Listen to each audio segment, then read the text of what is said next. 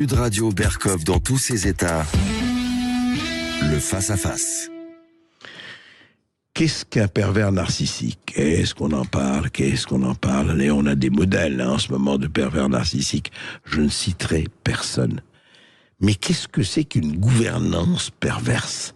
Qu'est-ce que ça veut dire qu'une gouvernance perverse ? Ça veut dire qu'il y a un système qui s'est installé et qui a fait de nous quoi ? Eh bien, on va en parler avec Marion Saint-Michel.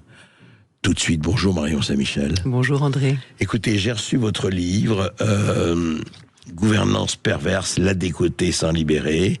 On me l'avait conseillé et je dois dire que ce que vous avez fait un livre, un moment que je recommande tout à fait, parce que il y a ce qui est capital dans ce livre, c'est que vous parlez en psychologue clinicienne, ce que vous êtes, je rappelle, psychologue clinicienne et diplômée en sciences politiques. Donc, voilà. Oui. Vous marchez sur deux jambes, et ce qui est intéressant, c'est qu'on a beaucoup parlé de la perversion. Il y a des émissions spécialisées, chez nous aussi, ou pas, où on parle de la perversion, les pervers narcissiques, qu'est-ce que ça veut dire, etc.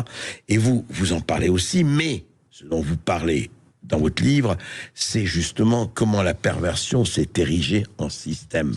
Et un système extrêmement système de perversion sociale, de maltraitance, mais de maltraitance collective, de fake news, de narratifs complètement bidons, etc., etc. Et vous, évidemment, vous avez commencé par les 5 années de meurtrissure, non pas les 100 ans de solitude de Gabriel Garcia Marquez, mais les 5 ans de meurtrissure de Marion Saint-Michel, et évidemment, ça a commencé avec le CODA. Et vous parlez de ce qui s'est passé, effectivement, je résume, vous dites, oui, combien d'entre nous, il y a eu des morts de proches à laquelle on n'a pas pu assister, on n'a même pas pu les voir. Ce qui s'est passé avec les enfants, je veux dire avec le masque, on ne voyait plus les bouches, on ne voyait plus, etc., l'apprentissage des enfants, la précarité économique, et on ne citera pas les soignants suspendus, mais tout le reste, enfin, les populations maltraitées, et en même temps, effectivement, les fortunes qui explosent. En fait, la perversion, vous dites, Marion Saint-Michel, comme système totalitaire, quelque part. Alors, c'est quoi ça ? Ça veut dire, comment on l'a vécu, pas seulement en France, mais dans le monde, et en Europe en particulier. Qu'est-ce que ça veut dire exactement ? Alors André, effectivement, je suis partie pendant cette période du constat terrible de la maltraitance de la population, qui n'a pas eu lieu que dans notre pays, bien entendu.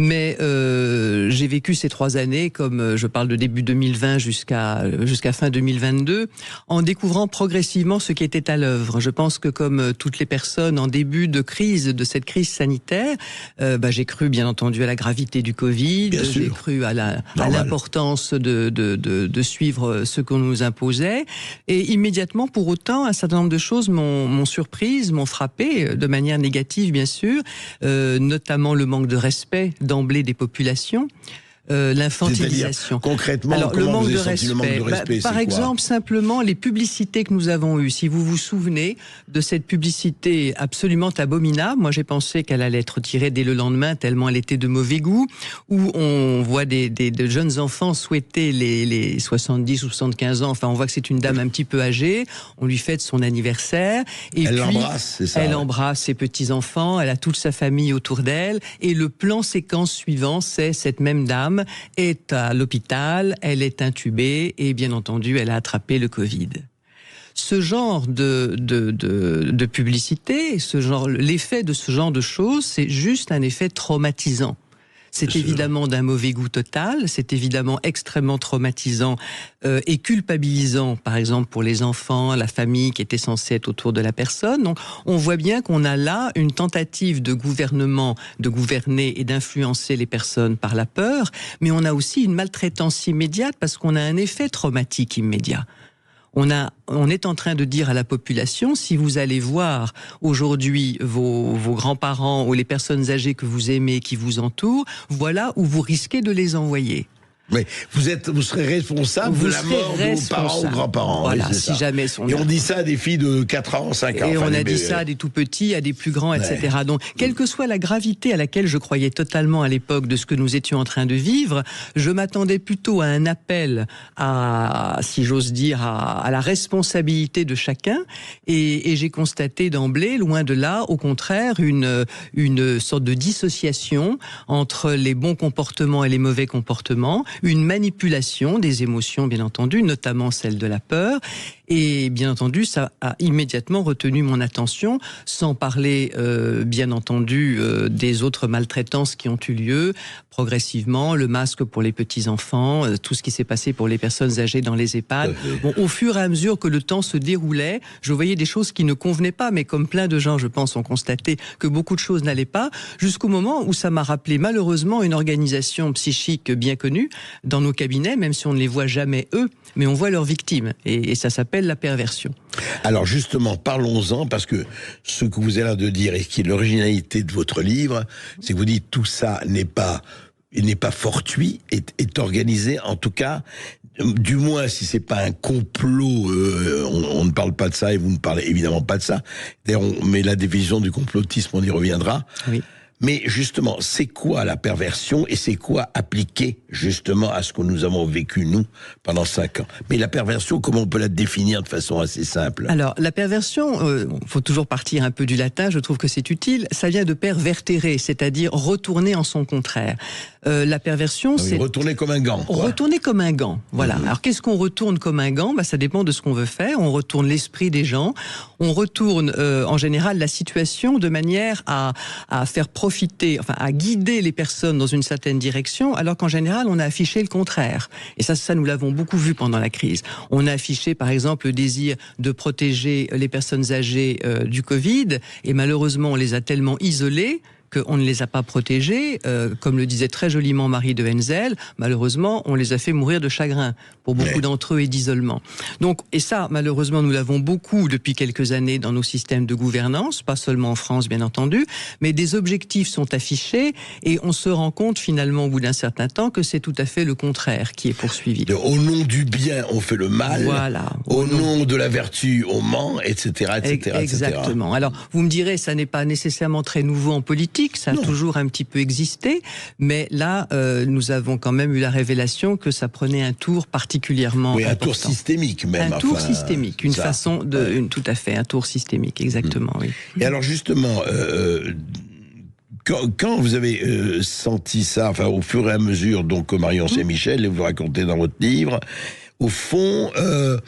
vous avez dit, au fond, est-ce que tout cela n'était pas ce qu'on connaît chez les pervers, justement narcissiques ou autres? Est-ce que comment tout cela est devenu, et vous parlez d'Édouard Bernays et compagnie, mais je voudrais qu'on parle de ça, comment c'est devenu un système de gouvernement? En fait, ce que vous dites un peu à travers votre livre, c'est que tout pouvoir préfère évidemment, quel qu'il soit, une population plutôt soumise et plutôt obéissante et plutôt voilà, et on sait mieux que vous ce qui est bon pour vous, hein, le camp du bien. Et alors, comment vous avez fait la liaison? Enfin, comment s'est imposé à vous, je dirais, cette liaison, ce lien? La liaison s'est imposée parce que les mises en pratique, si j'ose dire, de la perversion étaient à peu près toutes présentes. L'ostracisation, par exemple, des gens qui n'étaient pas d'accord, l'inversion accusatoire, c'est-à-dire accuser l'autre de ce qu'on est soi-même en train de mettre en place, toutes les caractéristiques un petit peu de la perversion se sont révélées pendant cette crise. Et malheureusement aussi, les effets, bien sûr, sur la population, dont je parle aussi, bien sûr, dans le livre. Ouais. Alors quand vous citez Bernays, Bernays donc qui était par ailleurs, qui est Bernays, oui, qui était par ailleurs le neveu de Freud et qui s'est sans doute inspiré un peu du travail de Freud, mais pour le détourner là aussi, c'était peut-être la première perversion. Et en se disant, en fait, en démocratie, l'intérêt ce serait de pouvoir obtenir le consentement des gens, mais par la douceur. Et le meilleur consentement que vous pouvez avoir par la douceur, eh bien, c'est que les personnes soient elles-mêmes convaincues d'aller dans la direction où vous voulez les emmener. Donc ça a été la première conceptualisation, si j'ose dire, de ce qu'on a appelé ensuite l'ingénierie sociale. Et l'ingénierie sociale, c'est ça. C'est vous conduire tout doucement. La fabrique du consentement. La fabrique du consentement, c'est exactement comme ça que était sous-titré le livre de Bernays qui s'appelait par ailleurs Propaganda. La fabrique du consentement, c'est utiliser tout un tas de moyens, jouer sur les émotions des gens, jouer en général, soit principalement sur la peur et sur l'empathie, parce que ce sont les deux émotions qui se manipulent le plus et qui sont aussi les plus fondamentales, qui sont vraiment quelque chose qu'il est assez difficile de voir en soi-même. On n'a jamais tellement le sentiment qu'on est dirigé par la peur, même quand on l'est. Donc il a commencé à conceptualiser et bien entendu ça s'est développé, je dirais que le marketing politique c'est ça bien sûr, hein. Sauf qu'on pouvait penser que dans un cas de crise particulièrement grave, de crise sanitaire où la vie des gens était en cause, je ne m'attendais pas à trouver bien entendu des éléments de cette sorte de marketing politique au moment de cette crise. Et surtout, j'ai vu immédiatement, parce que moi je suis avant tout soignante, et j'ai vu immédiatement surtout les conséquences sur la population. Vous avez vu chez vos patients, les gens qui venaient vous voir, etc. Alors, j'ai vu chez mes patients, y compris sur ceux que je ne voyais plus, bien entendu, parce qu'au premier confinement, je ne les voyais pas. Je les ai vus chez mes patients, mais j'ai vu globalement sur la population. C'est-à-dire, j'ai vu les gens, enfin, nous avons tous vu, hein, Marie-Estelle Dupont, on a magnifiquement parlé à ce moment-là, et il fallait tenir ce discours. Les conséquences de ce qui était mis en œuvre, nous les savions déjà. Les conséquences du confinement sur la psychologie des enfants, sur les conséquences en matière d'apprentissage, nous le savions. Les conséquences sur les personnes âgées, notamment celles qui avaient des troubles cognitifs, mais pas seulement, de ne plus voir du tout leur famille. Et les conséquences sur les familles de ne pas pouvoir revoir leurs proches quand ils étaient en fin de vie ou même simplement malades gravement et encore plus ensuite ne pas les revoir une fois décédés, ce que l'on appelle en général l'adieu au visage, revoir la personne qu'on a chérie. Tout ça, ce sont des manœuvres dont on ne peut pas ignorer normalement quand on est dans un gouvernement quel impact douloureux, traumatique elles vont avoir sur la population. Alors, est-ce que ça a été fait à dessein ou pas? On va continuer à en parler. Et si vous voulez en parler avec Marion Saint-Michel, parce que nous avons tous vécu cela, hein, 5 ans c'est proche et c'est peut-être un peu loin, mais c'est si proche que cela. Avec Marion Saint-Michel, vous appelez le 0826 300 300, le 0826 300 300 pour nous parler gouvernance perverse. Et n'oublions pas, celui qui a le premier formulé tout ça, c'était il y a 5 siècles, c'était le traité de la servitude volontaire d'Étienne la Boétie. Sud Radio, Berkov dans tous ses états. Marion Saint-Michel, gouvernance perverse, la décoder sans libérer aux éditions Résurgence. Un livre vraiment important. Et justement, passons un peu de la perversion individuelle. Hein, et vous avez soigné sûrement des victimes et on en connaît tous dans nos milieux, plus ou moins. On s'en éloigne hein, quand même, mais voilà. Mais justement, parlons un peu du management des entreprises. Hein. C'est une collectivité, des millions de gens, une entreprise, et on sait que ça peut et ça exerce aussi ce qu'on appelle les ressources humaines, par exemple, et autres, enfin autres chapitres. Et puis la politique, hein, qui est quand même l'art de gouverner la cité. On va en parler. Alors déjà dans le management, Marion Saint-Michel. Oui. Alors j'ai parlé effectivement. Je commence le livre, même si mon orientation, mon objectif, c'est quand même de parler beaucoup de la politique et de la façon dont nous sommes gérés. Oui. Mais effectivement, j'ai souhaité commencer par parler déjà des relations interpersonnelles et de ce qui se passe en entreprise, parce que, pourquoi cet angle de la perversion? Parce que finalement, toute personne aujourd'hui, malheureusement dans notre pays, en général, a eu ou aura affaire à un fonctionnement pervers. Vous croyez? C'est à ce point? Ah oui, bien sûr, bien sûr. Ouais.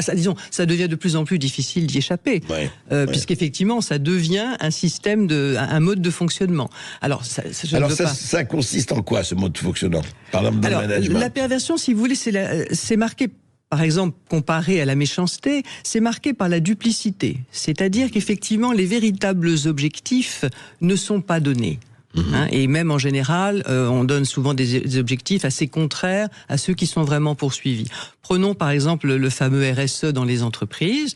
Bon, bien entendu, il y a je ne veux surtout pas généraliser. Hein. Il y a des entreprises qui mettent ce RSE de bonne foi en route. Rappelez le RSE. C'est le règlement écologique, c'est ça. Quelque chose de ce genre. Les normes écologiques. Ce sont les normes écologiques qui doivent s'imposer dans l'entreprise. Voilà. Et beaucoup d'entreprises, donc c'est une obligation maintenant, mais ce sont des choses qui sont souvent affichées. comme dans le temps, on avait les plans de communication, hein, c'était à peu près la même chose. Et on se rend compte que dans la réalité du management, eh bien, ça n'empêche pas une grande violence et une grande brutalité du management. Donc, il y a un hiatus entre ce qui est demandé, ce qui est affiché, et puis ce qui est réellement. Mais comment, enfin, je ne sais pas, si on peut donner un exemple précis, oui. Vous dites qu'au nom de la vertu, donc oui, soyons écolos, développement durable et compagnie, c'est-à-dire ça consisterait en quoi? C'est-à-dire que si la personne ne fait pas, on a envie de se débarrasser d'une personne, on utilisera cet instrument, ça se passerait comment? C'est toutes sortes de violences, effectivement. Vous avez la placardisation de certaines personnes, vous avez aussi le fait de ne pas, à l'inverse, de ne pas leur donner de travail aussi, c'est une chose qui existe, de donner aux personnes des objectifs qui ne sont pas du tout, enfin, qu'on n'attend pas vraiment d'elles. Moi, j'ai actuellement une personne en travail avec moi et qui est extrêmement malheureux et quasiment déprimé parce qu'on ne cesse de lui demander, de lui donner des choses à faire qu'on n'utilise jamais. Ah oui, d'accord. Vous voyez ? Oui, faites ça, mais ça sert à rien. Donc, il y a la non-reconnaissance. La non-reconnaissance érigée en forme de système. Alors, vous me direz pourquoi on fait ça. Et c'est là qu'il y a toute une construction derrière où il faut se rendre compte que c'est difficile d'en parler assez rapidement. Mais pourquoi est-ce qu'on agit de manière perverse ? C'est en général, on a des objectifs qu'on ne peut évidemment pas reconnaître. Bien sûr. En fait, c'est pas pour l'embêter. C'est pas nécessairement pour l'embêter lui. Non, oui. Voilà, mais c'est parce que peut-être il est là et on n'a plus besoin de lui. Voilà. Peut-être on ne veut pas lui payer ce qui serait nécessaire de lui payer pour qu'il puisse rentrer chez lui et faire autre chose. Et donc on rentre dans tout un tas de systèmes complexes. C'est comme une toile d'araignée, la perversion. Vous ne distinguez pas nécessairement. Le harcèlement en fait partie. Le harcèlement en fait partie, bien entendu. Sûr, oui. Hein, le harcèlement, oui, le harcèlement en fait partie, bien entendu. Donc c'est une toile d'araignée qui finit par vous entourer. Vous ne voyez pas l'araignée en question, mais vous sentez que vous ne pouvez plus vous en sortir. Vous voyez ? Voilà. Et ce système-là, alors je parle moi dans le livre de contagion perverse parce que je le vois beaucoup se mettre en place. C'est un fonctionnement un peu par ruissellement dans les entreprises qui fonctionnent comme ça. Effectivement, il suffit qu'il y ait bien entendu en général un management pervers. Bien sûr. On dit que le poisson pourrit par la tête, ça vient en général effectivement du sommet. Et à partir de ce moment-là, il y a un fonctionnement de recrutement. Il est question de recrutement. Donc les personnes qui fonctionnent de cette manière-là, qui sont en général perverses, voire un peu pire que ça, psychopathes ou autres, elles vont recruter des personnes, soit qui sont dans un type de perversion qui vont les rendre obéissants à partir du moment où elles ont des compensations, ou bien ils vont engager des personnes qui, elles, sont dans l'obéissance. Mais dans les deux cas, la personne saine, je dirais, à peu près normalement névrosée, comme vous et moi, hein, elle va se retrouver extrêmement mal à l'aise, et c'est pour ça que je parle de contagion, parce que dans un système pervers, vous ne pouvez pas fonctionner. Donc, ou vous partez, ou vous vous déprimez gravement, hein, mais vous n'avez pas tellement d'autres choix. Ça, heureusement qu'il n'y a pas que des systèmes pervers. Alors, mais il n'y a pas que existe. des systèmes pervers. Mais alors, est-ce que justement, et on va en parler, est-ce que en politique, on peut échapper au système pervers? C'est la question. Oui. On va en parler tout de suite après cette petite pause. 0826 300 300, si vous voulez intervenir.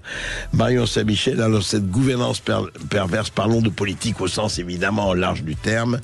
Mais c'est vraiment le problème qui est posé, que vous posez très brillamment. Bonjour, c'est Brigitte. Sud Radio, Berkov dans tous ses états.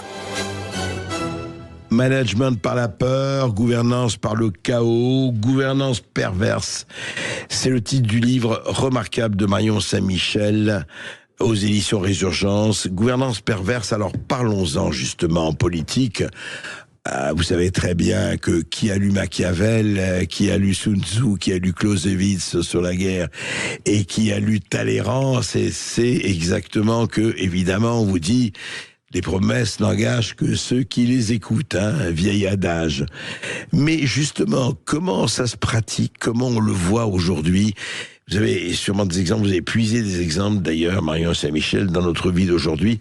Cette politique, et d'ailleurs, c'est peut-être pour ça, question que je vous pose, que les gens s'éloignent de plus en plus de la politique, ou n'y croient plus en tout cas. Bien sûr.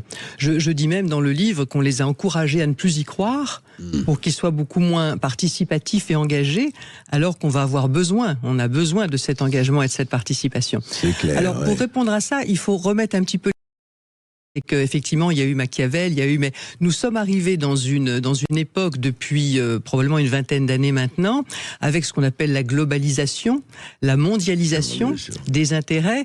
Nous sommes arrivés devant un système économique des multinationales, des puissances économiques extrêmement importantes et qui se sont insérées très clairement dans la vie politique des différents pays. Et qui se sont organisés de manière transnationale et de manière, en grand bloc, comme nous avons, nous, par exemple, l'Union européenne.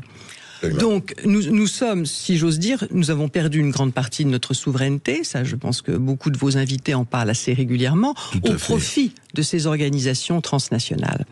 Du coup, nous avons, par ailleurs, parallèlement à ça, et je pense que les deux s'impliquent l'un l'autre, nous avons en France un système de reproduction des élites qu'on nous a toujours à la fois reproché, mais qui à une certaine époque fonctionnait bien extrêmement centralisé. C'est-à-dire que jusqu'à maintenant, nous avions l'ENA, nous avons des grands corps. Sciences Po. Nous avons Sciences Po, bien entendu, qui en général que j'ai fait effectivement à une époque et qui d'ailleurs prépare en général pas seulement à ça.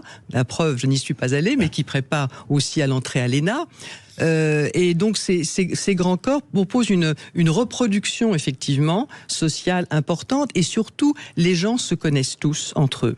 C'est ça. Ils pratiquent ce qu'on appelle, et qui est tout à fait légal, ce qu'on appelle le pantouflage, qui permet effectivement de passer d'un corps à un autre, de passer du public au privé et du privé au public. Les portes tournantes. Ce qui en soi n'est pas illégal et pourrait même être intéressant, sauf que ça n'est plus possible quand il s'agit par exemple de passer dans le privé, alors que vous avez été responsable d'une politique publique et que vous avez pu contribuer à donner des marchés ou toute autre chose à cette même entreprise privée. Donc on voit bien que ce qu'on pourrait appeler la séparation aussi bien des pouvoirs sur le plan institutionnel que la séparation des intérêts ne sont plus garantis aujourd'hui, particulièrement dans notre pays.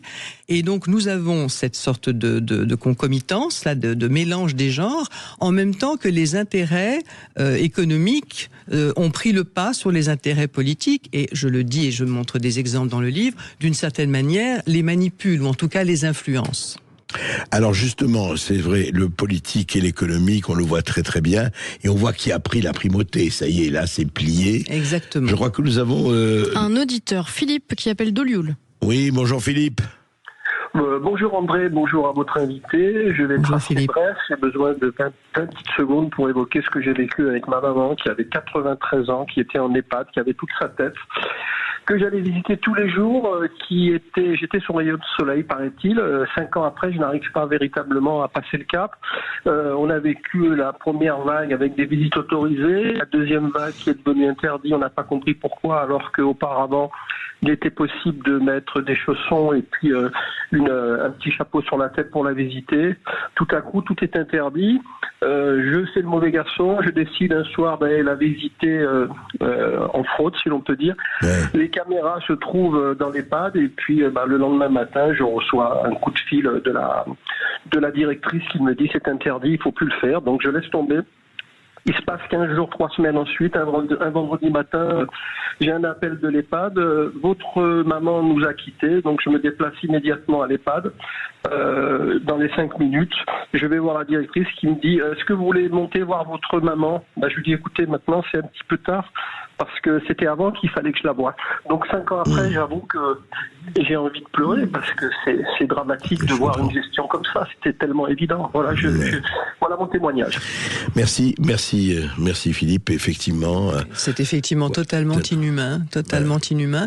Je suis vraiment très touché par ce témoignage parce que c'est pour ce genre de raisons que j'ai écrit ce livre en fait. C'est à cause de ce qui s'est passé là. Oui, cette espèce de bureaucratie absolument inhumaine qui se met en place. La bureaucratie s'est mise en place. Alors heureusement, beaucoup de personnes, de soignants, souvent ont fait un tas d'exceptions, etc. Bon, bien malheureusement sûr. Pas tout le monde, parce que c'est compliqué pour beaucoup de gens de passer outre.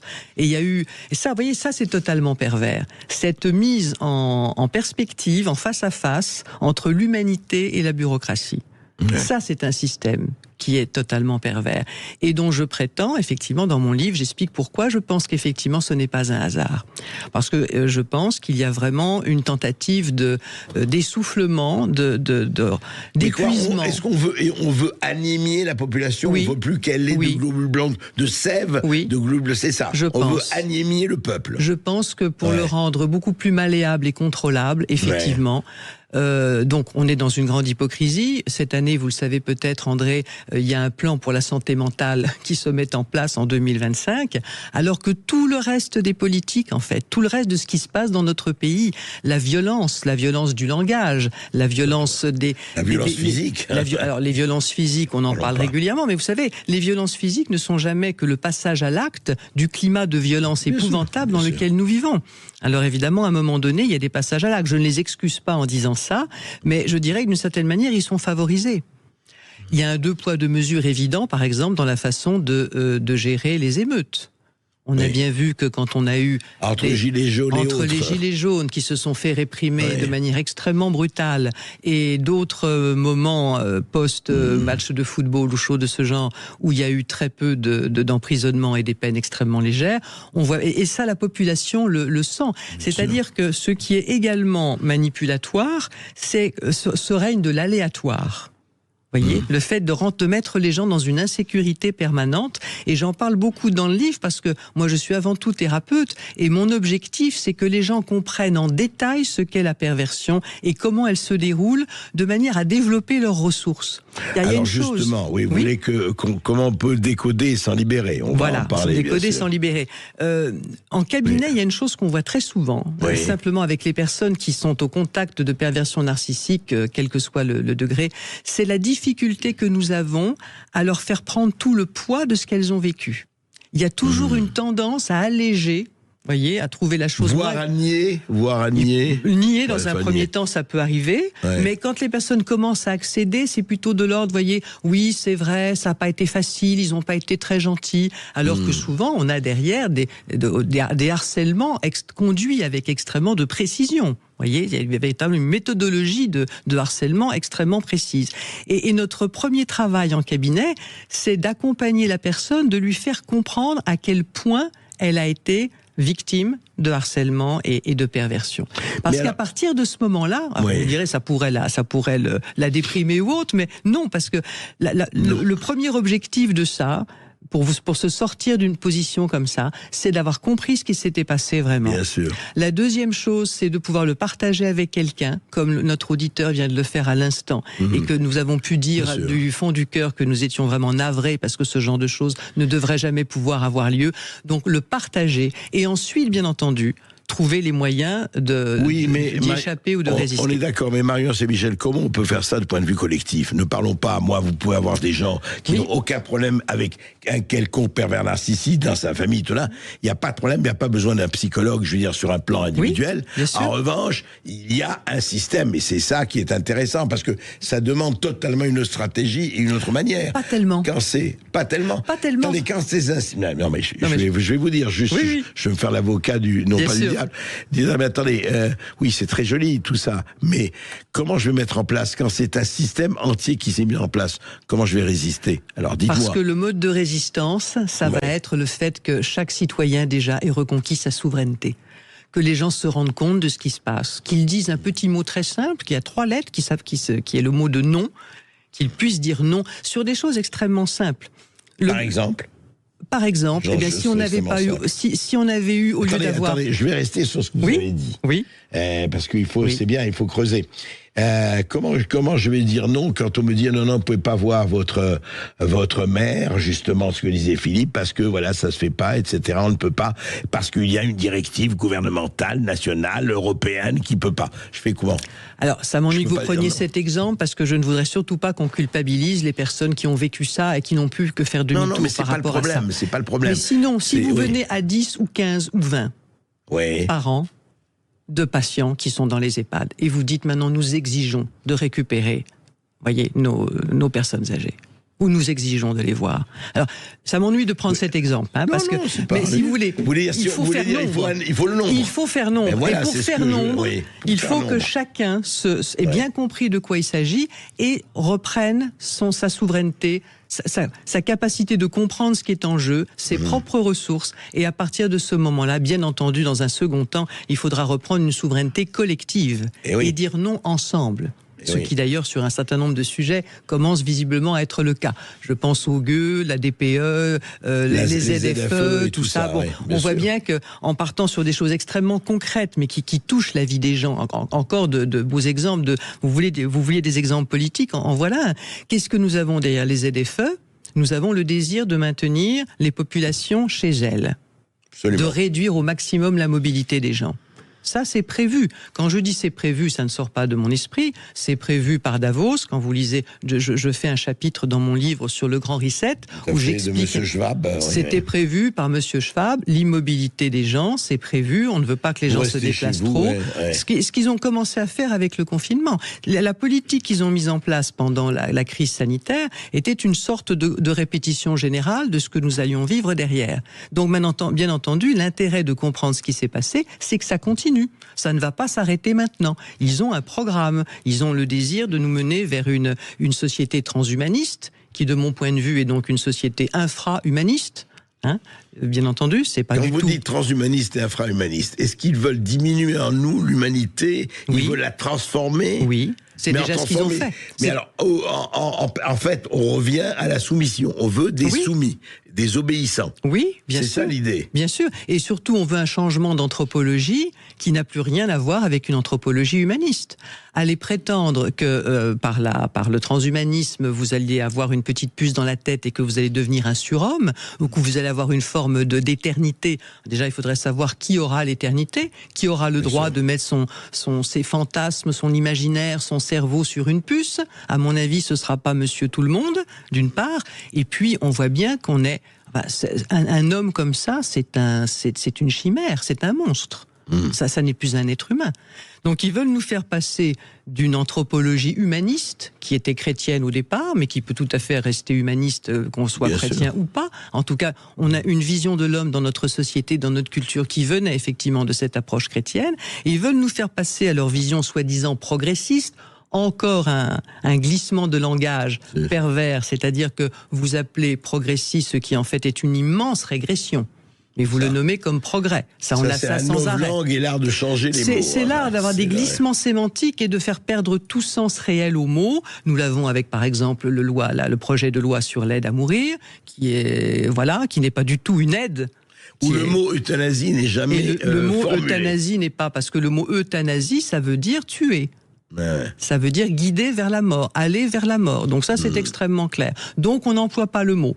Ça fait des années, ça fait 40 ou 50 ans que ça dure et qu'on transforme les mots. Mais là, on voit vraiment donc ces perversions à l'œuvre. Et quels en sont les objectifs ? Alors justement, c'est pour ça qu'il faudrait pousser un peu cet inventaire de perversions à l'œuvre. Et au fond, alors justement, Marion Saint-Michel, c'est voulu, ce n'est pas voulu. Alors, à ceux qui disent oui, c'est quoi ? C'est un certain nombre de gens à travers le monde, sans être au gouvernement mondial, mais auquel ils aspirent, qui disent oui, maintenant, écoutez, on va pouvoir s'occuper de la population à condition qu'elle nous fiche la paix, qu'elle nous laisse vaquer à notre gouvernail comme il le faut. En quelque sorte. En tout cas, c'est ce qu'ils annoncent eux-mêmes, puisque quand vous lisez le Grand Reset, quand vous écoutez les projets de Davos ou autres, effectivement, c'est un changement total. Ou l'Organisation mondiale de la santé. Ou l'Organisation mondiale de la santé. Oui, ils veulent effectivement une population qui serait probablement moins nombreuse et extrêmement contrôlée. Ouais. Voilà. En fait, c'est le contrôle qui joue, quoi. Le contrôle.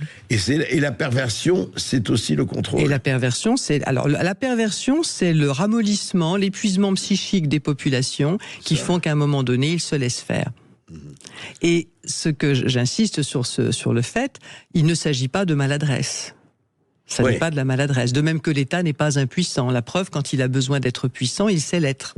Oui, vous voulez dire que s'il veut, il sait, mais... S'il veut, il sait. Ouais. Mais visiblement, il ne veut pas pour tout. Mais alors, ces fameux sujets qui ne se règlent jamais, que ce soit l'immigration, que ce soit l'insécurité, ne se règlent pas parce qu'ils font partie du projet. La poussière sous le tapis et la patate chaude que l'on se refile. La poussière sur le tapis et aussi mettre la population dans des difficultés telles qu'elle n'a pas le temps, le loisir, la possibilité de penser à autre chose, comme par exemple s'organiser politiquement. Oui, ça... Si vous regardez l'ensemble des calamités qui tombent sur les Français depuis une dizaine d'années, particulièrement depuis ces 5 ou 6 dernières années, vous vous rendez compte que pour la plupart des gens, le quotidien est devenu non pas un enfer, ce serait trop, surtout quand on vient de parler de la guerre comme vous l'avez fait précédemment, mais je pense que nous sommes l'objet d'une guerre de basse intensité qui consiste à pourrir la vie des gens dans tous les domaines. Et c'est ça qui est important aussi, que j'essaie de démontrer dans mon livre, c'est que quand on a compris ça, tout est lié. On n'a pas, vous voyez, des difficultés séparées. On a l'insécurité, on a l'immigration, on a l'inflation, etc. Non, on a un seul et même problème, c'est que nous sommes, pour l'instant, sous le joug d'un fonctionnement, d'une gouvernance qui nous crée des problèmes. Ça, Lucien Cerise en parle très bien. Je me suis inspiré, je le cite évidemment dans mon livre. Gouverner par le chaos, ça veut dire utiliser les crises existantes, voire créer de nouvelles crises, afin de mettre la population dans un certain état d'hébétement. Sous le boisseau. Quelque part. Oui, il y a ça. Que sa capacité à penser soit sous le boisseau. À penser et à contester. À penser, et à se poser des questions. À se poser les bonnes questions et éventuellement à agir. De même que les petites phrases sur lesquelles nous restons souvent très longtemps à commenter, que ce soit de notre président ou d'autres personnes, les phrases contradictoires, les paradoxes, c'est aussi utile. Ça finit par empêcher, ça vous empêche de penser. C'est ce qu'on appelle le mauvais arbuste qui cache la forêt. Tout à fait. C'est ça. Tout à fait. Mais on passe. Une autre difficulté de la perversion, si vous voulez, c'est que pour la personne normale, il est très difficile d'envisager à quel point les choses sont pensées et à quel point les choses vont loin. On finit toujours par trouver des excuses. Et à quel point les choses sont planifiées quelque part. Planifiées, on finit par être obligé de le penser quand on voit que tout va dans le même sens. En tout cas, la question se pose pour le moins. On va en parler, mais heureusement, il y a de plus en plus de gens qui se posent des questions, posent questions à tout, et on le voit ici à la radio et dans les émissions. Les gens qui appellent et les gens que je rencontre et que nous rencontrons un peu partout en France, c'est vrai qu'il y a en tout cas beaucoup de gens qui sont éveillés, heureusement. Et pas dans le sens woke du terme, bien sûr. On se retrouve juste après cette petite pause. 0826 300 300. Sud Radio, Berkov dans tous ses états. Maud, je crois que nous avons... Oui, on accueille Pascal qui appelle de Paris. Bonjour Pascal. Oui, bonjour Pascal. Monsieur Berkov, bonjour Madame Saint-Michel. J'avais une question simple en fait. Comment se fait-il qu'il y a des gens qui résistent naturellement au message ambiant, à la doxa ambiante depuis ces dernières années, et comment on peut faire quand on fait partie de ces gens-là pour aider ceux qui ont du mal à résister à rentrer dans cette résistance justement? Bonne question. Excellente question, tout à fait. Alors, qu'est-ce qui fait qu'on résiste? Eh bien, on s'est posé la question, on a quelques petites idées. Il y a évidemment des gens qui sont plus libres que d'autres, aussi bien dans leur éducation que dans leur métier aussi. Les personnes qui sont, on a constaté, dans des métiers extrêmement concrets, des agriculteurs, des artisans, etc. Plus les gens sont en contact avec la réalité simple de la vie, et plus ils ont pu voir qu'il y avait des choses qui n'allaient pas, des dissonances, etc. Il y a aussi, deuxième type de personnes qui ont remarqué ce qui se passait, ce sont les personnes qui ont déjà été en contact, évidemment, avec la perversion, soit à titre personnel, soit dans leur travail, soit dans toute autre occasion, mais donc qui ont déjà eu une expérience perverse, ce qui, d'une certaine manière, pour le coup, les vaccine et leur donne de bons éléments sur la façon de reconnaître ce qui se passe. Alors, votre deuxième question est très précieuse. Comment on peut les aider? Ça, c'est très important. C'est dans votre livre. Oui, comment? Oui, c'est très important parce que moi, j'ai beaucoup de personnes qui me contactent en exprimant, je crois, ce qu'on a tous ressenti, c'est-à-dire une intense frustration, le fait de n'être pas écouté, parfois même dans nos familles, nos proches, les gens qui nous entourent, qui ont pu nous traiter de complotistes, de fous, de plein de choses, etc. Et donc, comment on peut aider? Alors, moi, je dirais deux choses simples. D'une part, ça n'est pas la peine de forcer à tout prix les gens qui ne vont pas voir, qui ne veulent pas voir, parce qu'ils ont quand même d'excellentes raisons de ne pas vouloir voir. Bien sûr, il y a le fameux déni dont on parle beaucoup, mais il ne faut pas oublier que les gens ont souffert, Ça, j'en parle aussi dans le livre. Je pense que nous sommes tous plus ou moins en stress post-traumatique, aussi bien les personnes qui ont compris ce qui se passait que celles qui n'ont rien vu. Toutes ont souffert de cette maltraitance que nous avons rapidement évoquée. Donc, 1, il ne faut pas les forcer. 2, il est relativement inutile, quand ils y sont fermés, de revenir sur ce qui s'est passé dans le passé, et notamment sur la période Covid en tant que telle, parce que justement là, tous les mécanismes de défense se mettent en œuvre et les personnes ont tendance à fermer les oreilles. Par contre, il faut, à mon avis, essayer d'illustrer, donc réinformer, c'est très important, sur des sujets du présent. Sur les sujets des exemples en cours, concrets. Avec des exemples concrets. On peut prendre ce qui se passe avec les ZFE, on peut prendre ce qui se passe avec la politique énergétique, les DPE. Les DPE, pour finir avec un exemple concret, c'est aussi le désir, le fameux slogan vous ne posséderez plus rien, mais vous serez heureux. Donc on essaie de conduire les populations vers la perte de leur propriété. Ça, ce sont des choses qu'on peut expliquer. Mais moi, je vais vous dire autre chose. Oui. Dans le réel, vous avez dit dans votre livre quelque chose qui est très fort aussi. Oui. Et vous voyez, ça c'est concret aussi.